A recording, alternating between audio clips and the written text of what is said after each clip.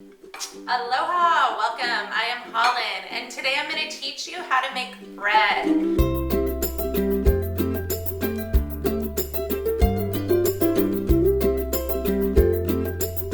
When I was in pastry school, bread class was my favorite class.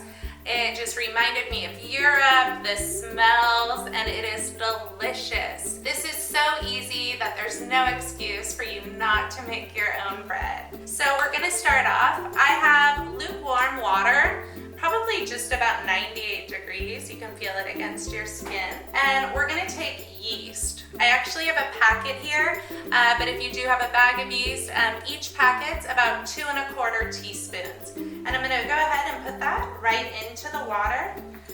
To activate our yeast, because it is an organism, we're gonna add a little sugar. I'm using maple syrup, and we're just gonna go ahead and give that a stir. And then we're going to let it sit. It normally takes about 5 or 10 minutes, but what we start having is this foam develop. That tells us that our yeast is active, because what's gonna happen is as the yeast eats the sugar and the flour, it actually expands with gas, and that's what leavens our bread. So I'm gonna go ahead and I have 4 1/2 cups of flour. I'm using bread flour, but you really can use any flour you want. Just gonna put that in. I'm also using a mixer because I like machines doing the work for me, but you can do all of this by hand. It's just gonna take a little extra elbow grease. So get that in there. We're gonna do about a teaspoon to a teaspoon and a half of salt, depending on how salty you like your bread. And so that is it for our ingredients. And I'm just gonna go ahead and put, this is a paddle attachment on the KitchenAid. And we're gonna go ahead and start it just kind of slow. And I'm gonna take my yeast mixture and go ahead and start slowly pouring it in. I have about 2 cups of water for the 4 1/2 cups, and I'm just gonna give it a little time so it gets nice and doughy. I do have a little extra flour on this side that we're gonna coat while we do this.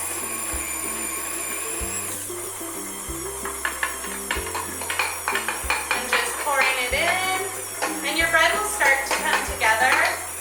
With bread dough, you want it to be that it comes together into a nice dough ball. And so we have that going on now.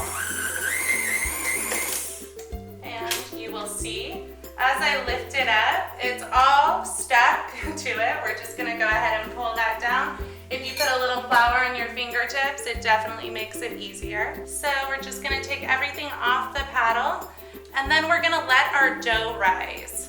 Because I'm in Hawaii, it doesn't need to be sealed too crazy, because we obviously have warm air, which is gonna help it develop. And so I'm gonna use parchment right over the top on this bowl.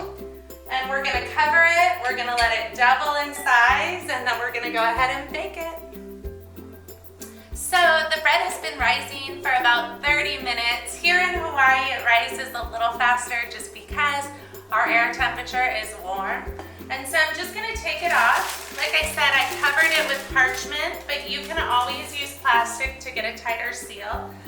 And here is the product. You can see it has like nice little bubbles. We actually could beat it down if we wanted to get some of the air out. And then I always just take a little flour on my hands, sprinkle it around so I don't end up having dough fingers. And I just move it around with my hands, and you'll see I have like a nice little loaf. And then for me with this bread, I just lay it out and I slowly kind of bring it around. And I love the extra flour on the outside, and you can give it some finger things right here and there. And we're just gonna go ahead and throw this in the oven at 425 for about 20 minutes.